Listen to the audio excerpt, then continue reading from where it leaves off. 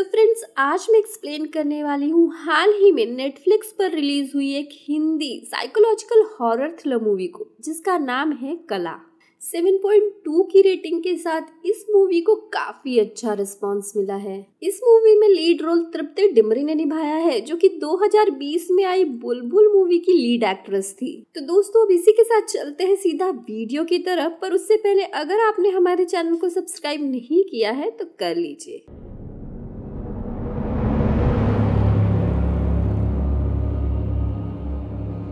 तो movie start होती है 1940 से, जहां पर हम देखते हैं कला मंजूश्री को, जो कि उस वक्त की सक्सेसफुल सिंगर थी और उसे हाल ही में गोल्डन विनाइल अवार्ड मिला था, जो कि उस वक्त का सबसे बड़ा अवार्ड माना जाता था। इसके बाद हम देखते हैं कि बहुत सारे रिपोर्टर्स कला का इंटरव्यू लेने के लिए आते हैं, जहां पर कला उन्हें ये बताती है कि सिंगिंग उसे उसके डैड से विरासत में मिली है और उसने अपनी मॉम का सपना आज पूरा कर दिया है। इसके बाद एक जर्नलिस्ट कला से ये पूछता है कि 9 साल पहले उसकी मॉम उसके भाई को लॉन्च करने वाली थी, जिस पर कला परेशान हो जाती है और वो ये बोलती है कि उनका कोई बेटा नहीं था, उनकी सिर्फ एक बेटी थी, जो कि मैं हूँ। स्टोरी फ्लैशबैक में जाती है और हम कला की माँ उर्मिला मंजूश्री को देखते हैं, जिनको ट्विंस पैदा हुए थे, जिसमें लड़की तो सही सलामत थी पर लड़का मरा हुआ पैदा हुआ था। और डॉक्टर उसे ये बताता है कि मोस्टली ट्विंस में एक बच्चा दूसरे बच्चे का पोषण ले लेता है, जिसकी वजह से वो बच्चा या तो वीक पैदा होता है या मरा हुआ। ये सुनने के बाद उर्मिला उस बच्ची से, जो कि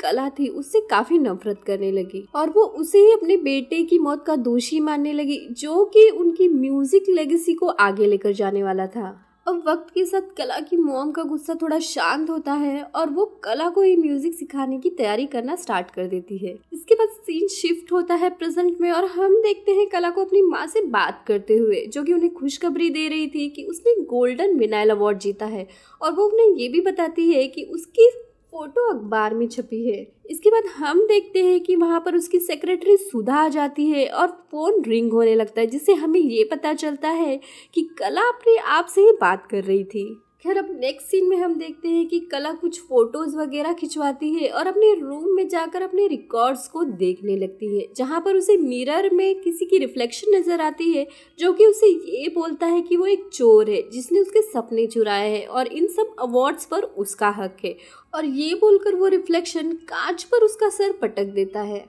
जिससे कि वो बहुत ही ज्यादा डर जाती है। अब नेक्स्ट सीन में हम देखते हैं कि कला अपने रूम में थी और उसकी तबीयत ठीक नहीं थी इन सब हेलुसिनेशंस की वजह से, और डॉक्टर उसे चेक करने आता है, जो कि उसे ये बोलता है कि वो बिल्कुल ठीक है, जिस पर कला उसे ये बोलती है कि वो फिजिकली तो ठीक है पर मेंटली बिल्कुल ही अनस्टेबल है और उसे ऐसा लगता है कि कुछ बुरा होने वाला है। डॉक्टर उसे ये बोलता है कि उसे ज्यादा स्ट्रेस नहीं लेना चाहिए, जिस पर कला उसे स्लीपिंग पिल्स मांगती है और डॉक्टर उसे मना कर देता है। वो उसे ये बोलता है कि उसे सोने के लिए दूध पीना चाहिए, जिस पर कला उसे ये बोलती है कि उसे दूध बिल्कुल भी पसंद नहीं। खैर, अब हम कुछ और फ्लैशबैक्स देखते हैं, जहाँ पर कला की माँ उसे म्यूजिक सिखा रही होती है और हम देखते हैं कि उसे उसका म्यूजिक जरा भी पसंद नहीं आ रहा होता है। वो कला को ये बोलती है कि उसके पास कोई भी टैलेंट नहीं है, उसे थोड़े ही दिनों में एक महान गायक के आगे परफॉर्म करना है और उसके बेसिक्स भी क्लियर नहीं है, और पनिशमेंट के तौर पर वो उसे घर से बाहर निकाल देती है, जहाँ पर काफी ठंड थी और कला रात भर ठंड में ठिठुरती रहती है। खैर, अब वो दिन आता है जिस दिन कला का लाइव परफॉर्मेंस था।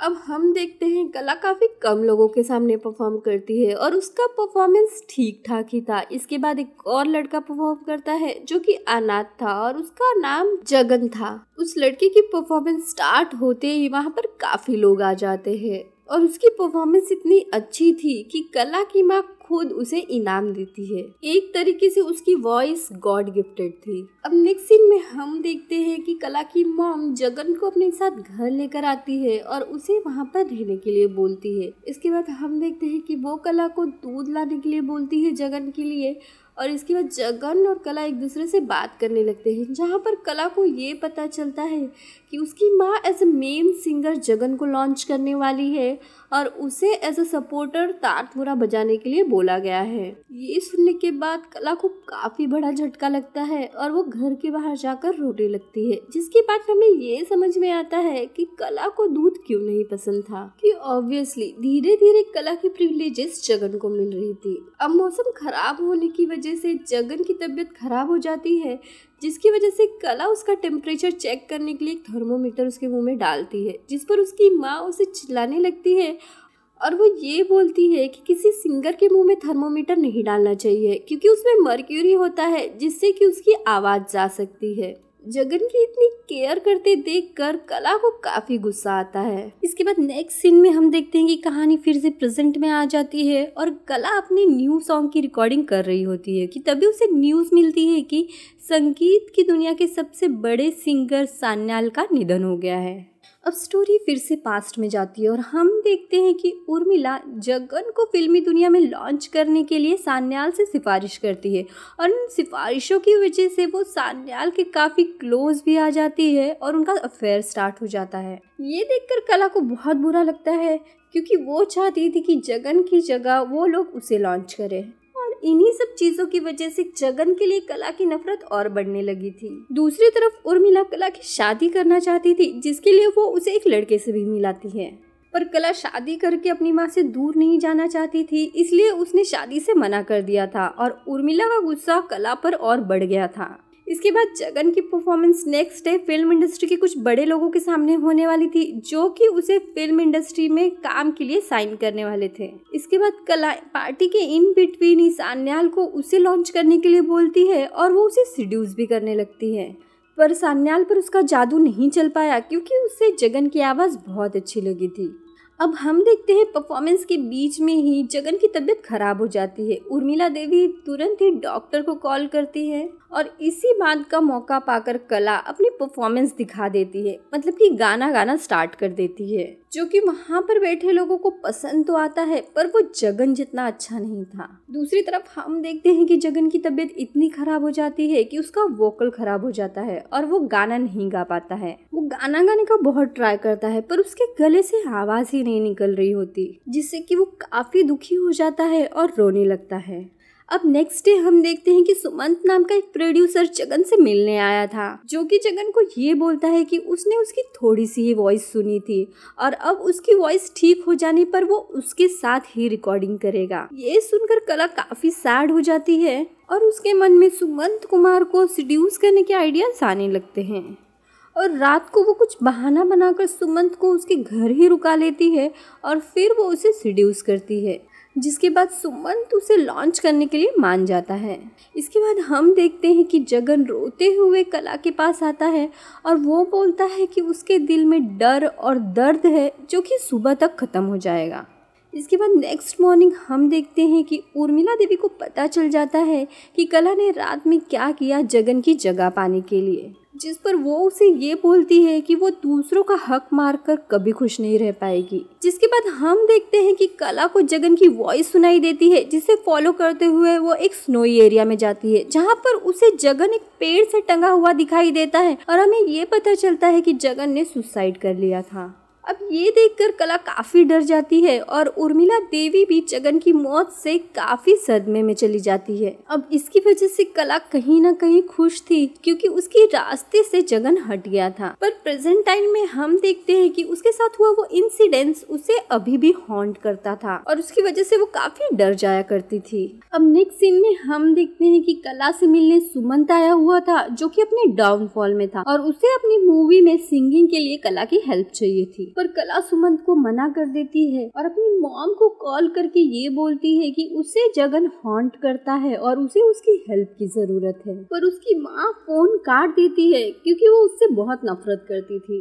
अब हम देखते हैं कला को सुमंत कुमार लिफ्ट में मिल जाता है, जो कि उसे ये बोलता है कि अगर वो नहीं होता तो कला आज इस मुकाम पर नहीं पहुंच पाती, क्योंकि वो तो जगन को लॉन्च करना चाहते थे पर उसकी आवाज चले जाने की वजह से उन्हें कला को लॉन्च करना पड़ा। अब हमें फ्लैश फ्लैशबैक में ये दिखाया जाता है कि उर्मिला देवी कला से इतनी नफरत क्यों करती थी और कला सुमंत से इतना नफरत क्यों करती थी। एक्चुअली जगन की मौत के बाद उर्मिला काफी सैड हो गई थी और कला को सुमंत की तरफ से उसकी एल्बम में काम करने का मौका मिला। अब कला ने रिकॉर्डिंग के लिए कलकत्ता जाने की परमिशन उर्मिला से मांगी थी, जिस पर उर्मिला ने उसे मना कर दिया था, जिस पर कला जिद करके कलकत्ता आ गई और उर्मिला ने अपने सारे रिश्ते उससे खत्म कर दिए और उसने वापस उसे घर लौट कर आने के लिए मना भी कर दिया था। कलकत्ता आने के बाद कला सुमंत के साथ अच्छे से रिकॉर्डिंग ही नहीं कर पा रही थी, क्योंकि उसे अभी भी अच्छे से सिंगिंग आती ही नहीं थी। वो बस डेस्परेट थी फेमस होने के लिए। काफी ट्राई करने के बाद भी जब कला अच्छे से नहीं गा पा रही होती है तो सुमंत उसे वापस जाने के लिए बोलता है। कला रोते हुए उसे वापस जाने से मना कर देती है, जिस पर उसकी मजबूरी को देखते हुए सुमंत उसे मोलेस्ट करता है और रिकॉर्डिंग के लिए मान जाता है। अब रिकॉर्डिंग ठीक ठाक चलने लगती है और कई दिनों तक सुमंत उसे एक्सप्लॉइट करने लगता है। कला को धीरे धीरे फेम मिलने लगा था और कुछ ही दिनों में वो एक फेमस सिंगर बन जाती है। हालांकि उसे इसके लिए काफी सेक्रीफाइसेस करने पड़े थे। अब हम देखते हैं प्रेजेंट टाइम में कला को मीडिया वाले घेर लेते हैं और उससे कुछ सवाल करने लगते हैं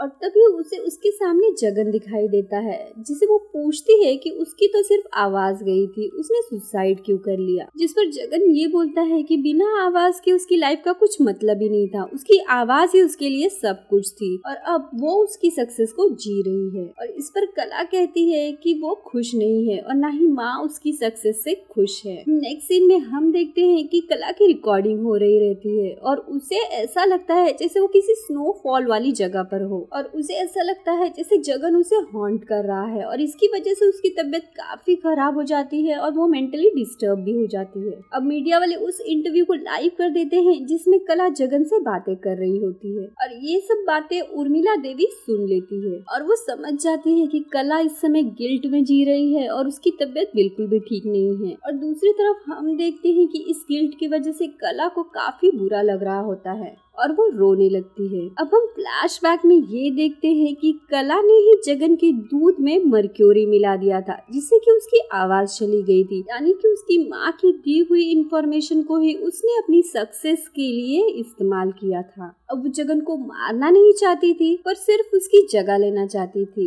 जिसकी वजह से ये सब उसका एक गिल्ट बन गया था और उसे जीने नहीं दे रहा था। इसलिए कला खुद को मारने के लिए नींद की काफी सारी टैबलेट्स एक साथ खा लेती है, पर तभी वहाँ पर डॉक्टर और उसकी सेक्रेटरी आ जाती है जो कि उसे रोक लेते हैं। इसके बाद डॉक्टर उर्मिला देवी को कॉल कर ये बताते हैं कि उनकी बेटी मेंटली अनस्टेबल हो गई है, जिससे कि उन्हें उसकी काफी जरूरत है और वो उसे जल्दी वहाँ पर आने के लिए बोलते हैं। अब नेक्स्ट डे उर्मिला देवी वहाँ पर पहुँच जाती है और वो डॉक्टर से कला को अपने घर ले जाने के लिए बोलती है, क्योंकि डॉक्टर फर्दर ट्रीटमेंट के लिए कला को मेंटल हॉस्पिटल भेजने वाले थे। और जैसे ही उर्मिला देवी कला के रूम में आती है वो शॉक हो जाती है, क्योंकि ठीक उसने जगन की तरह ही गले में फांसी लगाकर सुसाइड कर लिया था। वो उसे बचाने की कोशिश करती है पर वो उसे बचा नहीं पाती, क्योंकि काफी देर हो चुकी थी। अब मूवी की एंडिंग सीन में हम उर्मिला देवी को देखते हैं जो कि कला की रिकॉर्डिंग्स को देखकर रो रही होती है और उसे उसकी हेल्प ना करने का रिग्रेट पूरी जिंदगी भर झेलना होगा।